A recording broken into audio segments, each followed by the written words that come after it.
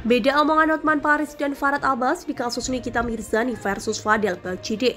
Dilansir dari suara.com, perseteruan Nikita Mirzani dan Fadel Bacide yang melibatkan Loli semakin memuncak. Hal ini sampai membuat dua pengacara kondang tanah air, Hotman Paris dan Farhad Abbas, gerah dan ikut berkomentar. Sebagai informasi, Nikita Mirzani selaku ibu Loli melaporkan Fadel Bacide ke polisian atas dugaan kasus persetubuhan anak dan aborsi terhadap putrinya. Fadel yang merasa butuh pendamping hukum langsung menunjuk pengacara Rasman Nasution sebagai kuasa hukumnya. Langkah awal yang dilakukan Fadel dengan Rasman adalah konferensi pers untuk membantah segala tuduhan yang dilayangkan oleh Nikita Mirzani. Hal ini langsung mendapatkan tanggapan berbeda dari Hotman dan Farhad. Tanggapan Hotman Paris yang berpesan agar Fadel berhati-hati dalam memilih pengacara. Menurutnya, langkah Fadel jika tidak hati-hati justru bisa diartikan sebagai bentuk menantang hukum dan aparat. Kalau posisi kamu sudah dalam keadaan diambang batas bakal dapat proses hukum yang sangat serius, jangan menunjuk pengacara dengan menantang publik. Jangan menunjuk pengacara dengan menantang publik, karena sama saja itu menantang hukum dan menantang aparat.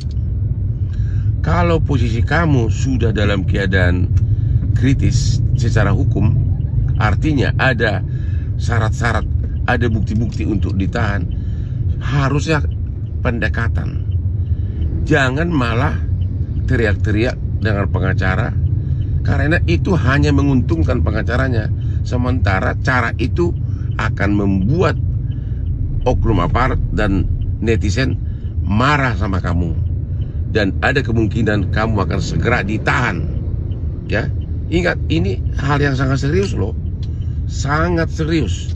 Sudah banyak kasus di mana cowok yang melakukan hubungan dengan anak di bawah umur masuk penjara. Kalau benar ada ya, kalau benar bisa dibuktikan ada hubungan intim di luar nikah, itu sudah memenuhi syarat untuk ditahan.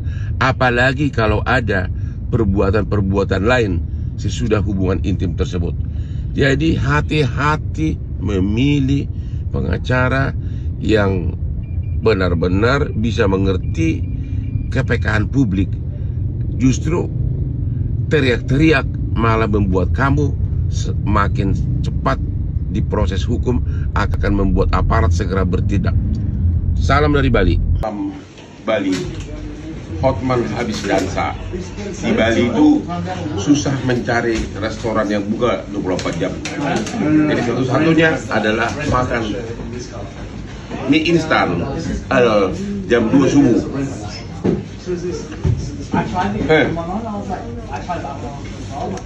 Aku baru teringat beberapa tahun lalu di Kopi Joning, sesudah saya selesai memberikan bantuan hukum kepada para pengais keadilan, jam 11 siang hari Minggu, tiba-tiba ada seorang gadis kecil umur sekitar 15 tahun tiba-tiba menangis memeluk kaki saya, dan ternyata dia adalah korban hubungan intim dengan kakak pembimbing pramuka. Puluhan kali dia melakukan hubungan intim dengan kakak pembimbing pramuka, dan si cowok itu kemudian menghindar. Semula pihak kepolisian menganggap itu hubungan mau sama mau. Namun setelah Hotman meyakinkan bahwa hubungan intim dengan gadis muda di bawah umur diatur dalam undang-undang, ancamannya berat, bisa puluhan tahun. Akhirnya pihak kepolisian serius menanganinya, walaupun hubungan intim tersebut mau sama mau, tapi karena cewek itu masih di bawah umur, akhirnya si cowok divonis pengadilan 9 tahun penjara. Ya, dan si cewek tidak divonis, ya, karena si cewek adalah korban. Jadi walaupun mau sama mau, kalau hubungan intim terhadap gadis di bawah umur, ancaman pidananya berat. Sudah ada contoh kasus di Pengadilan Negeri Jakarta Utara yang korbannya mengadu ke Hotman 911. Hati-hati dalam memilih pengacara. Jika posisimu sudah berada di ambang proses hukum yang serius, jangan pilih pengacara yang menantang publik. Itu sama saja menantang hukum dan aparat, ucap Hotman beberapa waktu lalu. Lebih lanjut, Hotman menuturkan, jika seseorang sudah berada dalam kondisi kritis, sebaiknya mengambil langkah yang lebih bijaksana. Apabila situasimu sudah kritis, dengan bukti yang dapat mengarah pada penahanan, seharusnya kamu mengambil pendekatan yang lebih bijaksana, bukan malah berteriak-teriak, tuturnya kembali. Pesan itu disampaikan Hotman Paris agar pengacara yang ditunjuk tidak mengambil kesempatan untuk keuntungan pribadi saja. Pendapat Farhad Abbas, di sisi lain, pengacara kontroversial Farhad Abbas menyebut langkah yang dilakukan oleh Nikita Mirzani sudah tepat. Terlebih lagi Loli masih di bawah umur sehingga tidak dapat melakukan laporan dan harus diwakilkan oleh orang tuanya. Kemudian, mantan suami penyanyi Nia Daniati ini juga menyarankan agar Fadil segera bertobat atas kesalahan yang telah dilakukan. Selama ibunya melakukan satu tugas sebagai pengawasan ibu, apalagi anak yang di bawah umur, itu wajib. Justru kalau ibunya tidak mengambil sikap dan tindakan, justru ibunya yang akan dipidana. Dianggap lalai mengurus anak kecil, tidak melindungi anak. Nah, terkait dengan kasusnya Loli dengan Fadel ini, ya saya melihat bahwa sudah tepat dan harusnya diusut karena anak di bawah 16 tahun tidak boleh dalam penguasaan laki-laki, apalagi bisa dibuktikan bahwa adanya hubungan pacaran atau hubungan intim dengan anak usia bawah umur. Ada pasalnya, Om? Ya, ada di Undang-Undang Perlindungan Anak juga ada. Kemudian kalau misalnya ditemukan video-video film atau apa, itu bisa dikenakan juga apabila mereka melakukan satu hubungan yang terdokumentasi. Nah, kemudian ancaman hukumnya tinggi, apalagi menidurin anak di bawah usia 18 tahun. Nah, dan ini menurut saya di samping diawasi oleh ibunya, harus dilindungi oleh Komisi Perlindungan Anak juga. Nah, dan hati-hati ya, membela atau melawan kejahatan yang dilakukan oleh orang dewasa terhadap anak kecil itu tidak akan mendapat simpatik dan akan pro kontra gitu. Nah, kemudian karena mereka tidak terikat dalam satu perkawinan, jangan dibuat seolah-olah mengganggu anak yang pacaran yang udah dewasa. Jadi ini masih ranah keluarga, ranah ibunya. Bahkan kalau perlu dengan pengacara-pengacaranya sekalian juga dilaporin gitu. Kalau melindungi orang dewasa yang melakukan penyekapan terhadap anak-anak di bawah umur kan kira-kira gitu. Tapi untuk dugaan aborsi selama bisa dibuktikan adanya aborsi dan pelakunya adalah itu bisa. Tapi pelapornya bukan anaknya sendiri, bukan Laura, tapi ibunya sendiri. Itu ya memang kan anaknya juga nggak bisa melaporkan, harus diwakili oleh orang tua atau pengacara. Jadi udah tepat itu. Saya mendukung Nikita Mirzani untuk melaporkan anaknya.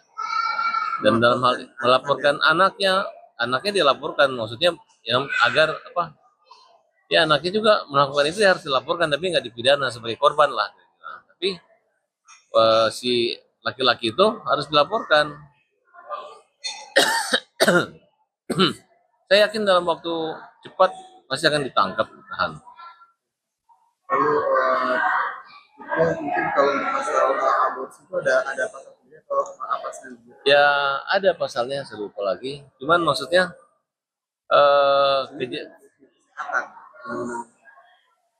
ya coba stop dulu. Iya, wajar aja kalau dia melakukan Fadel ini ke Undang-Undang Kesehatan dan Perlindungan Anak, yaitu pasal 76D, Undang-Undang Perlindungan Anak, pasal 76D, Undang-Undang 35 tahun 2004. Setiap orang dilarang melakukan kekerasan, ancaman kekerasan, memaksa melakukan persetubuhan dengan orang lain itu. Ya otomatis kalau udah dengan anak di bawah umur tidak ada lagi suka sama suka, itu pemaksaan, pemerkosaan. Makanya jangan tidur, atau anak kecil nggak boleh tidur, karena Undang-Undang Indonesia menjerat hukuman tidur itu dengan anak kecil. Atau membawa lari anak kecil itu merupakan satu kejahatan juga, ancaman hukumnya di atas 5 tahun. Dan itu merupakan satu kejahatan yang luar biasa yang menjadi perhatian. Kalau anak-anak ini dilindungi, anak-anak hanya membunuh itu dilindungi. ditutup, persidangannya tertutup, hakimnya tidak memakai toga. Ini yang terbalik, bukan anak-anak pelakunya, tapi anak-anak yang jadi korban seks yang dilakukan oleh pacar yang lebih tua dari anak usia anak. Mungkin untuk Fadel sendiri mungkin untuk pembelaan diri itu bisa seperti apa sih Om secara hukum? Ada gak sih Kalau saran saya buat Fadel, udah bertobat aja gitu. Gak usah melakukan aksi-aksi dengan menggunakan lawyer, membuat heboh melawan. Sudah salah udah itu. Daripada nanti menyesal, pengacaranya juga ngomongnya juga nggak ada beban kan, ya kan, nggak ada beban gitu. Kamu mending diam, minta maaf. Kalau perlu kamu lamar aja anaknya, mau nggak? Pasti tidak boleh, karena tidak boleh menikah dengan anak di bawah umur. Mungkin kecuali dengan ada izin dari pengadilan kali ya, izin lurah, izin oleh pengadilan bahwa boleh menikah di bawah umur. Tapi setahu saya nggak boleh. Nah, maksudnya di sini kan kita yang melaporkan masalah ini, perlindungan anak, aborsi itu semuanya kita yang melaporkan. Tapi dari si cewek itu, dari Loli ini, anak-anak itu memang diwakili orang tuanya untuk membuat laporan. Walaupun dia tidak melakukan satu perbuatan atau sebagai subjek hukumnya melapor sendiri, nggak bisa. Walaupun anak ini maksudnya dia nggak ngerasa. Nggak usah dibantah lagi, itu orang tuanya, anak kecil. Nggak usah lagi berpikir anaknya udah dewasa bisa tidur, nggak bisa. Maksudnya anak ini nggak masih cinta sama dia. Ya cinta-cinta aja, tapi nggak ada tidur-tiduran gitu, kan? Nanti kalau setelah laki-lakinya masuk penjara nanti masih cinta, silahkan lagi. Ya, anak ini anak galau, jangan-jangan dia pengaruh alkohol, pengaruh obat-obatan, kan bisa. Lalu mungkin komentarnya gimana soal penunjukan Fadel menunjuk Abang R sebagai pengacara? Ya, kalau kita dalam memilih pengacara itu harus yang jangan salah orang ya, karena satu perkara itu tergantung lawyer juga gitu. Bisa juga karena lawyer yang nggak disenangin orang, akhirnya tambah dibenci orang. Bisa juga karena seorang lawyer yang nggak pintar, tapi akhirnya salah ngomong gitu. Kayak gitu aja kalau menurut saya sih. Begitu kalian bukan salah sasaran, salah peluru untuk menembak satu target, maka yang ada itu bukan meledak di sasaran, tapi meledak di tempat gitu. Ibaratnya kalau jalan itu orang maju jalan, dia jalan di tempat. Oke? Mungkin terakhir Om, saran praktis sebagai praktisi hukum kepada pengacaranya Fadel mungkin untuk dalam kasus ini seperti apa Om? Pokoknya seorang pengacara itu harus tahu dan bijak, bisa membedakan mana kasus anak dan suka sama suka orang udah dewasa. Jangan pura-pura dalam perahu, jangan pura-pura tidak tahu. Jangan sudah tahu bertanya pula, ya kan? Karena kejadian ini sebenarnya tanpa pengacara pun negara sudah siapkan lawyer-lawyer buat mendampingi orang yang ancaman hukuman di atas 5 tahun. Tapi yang jelas saya minta pengacara-pengacara berpihaklah pada anak kecil yang perlu perlindungan. Jangan berpihak pada orang-orang yang melakukan seks bebas terhadap anak kecil dengan alasan suka sama suka. Karena perbuatan ini tidak ada yang tolerir di Indonesia. Jadi siap-siap aja dibully, siap-siap saja dianggap. Saran saya buat Fadel, udah bertobat saja, nggak usah melakukan aksi-aksi dengan menggunakan lawyer atau pengacara sampai bikin melawan. Sudah salah, udah itu aja, ujar Farhad. Farhad Abbas juga menyoroti bagaimana sikap pengacara Fadel yang terlihat tanpa beban ketika mendampingi klien. Pengacara juga ngomongnya juga enak, nggak ada beban kan, sindir Farhad Abbas. Farhad menegaskan jika Fadel dan Loli tidak mungkin bisa menikah, sehingga satu-satunya jalan adalah dengan meminta maaf atas segala perbuatan yang telah dilakukannya.